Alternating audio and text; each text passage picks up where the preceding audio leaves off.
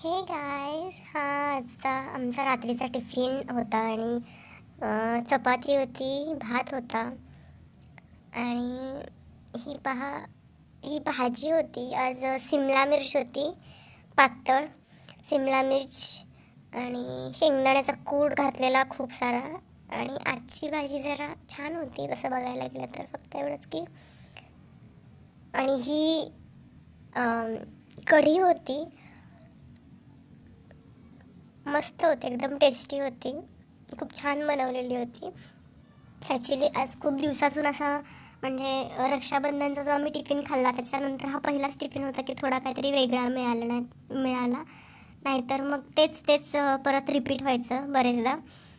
आणि ह्या चपात्या चपात्या तशा काही खास नव्हत्या, म्हणजे कच्च्या असतात त्या नेहमी, आणि ॲज युजल आज पण कच्चीच होती चपाती.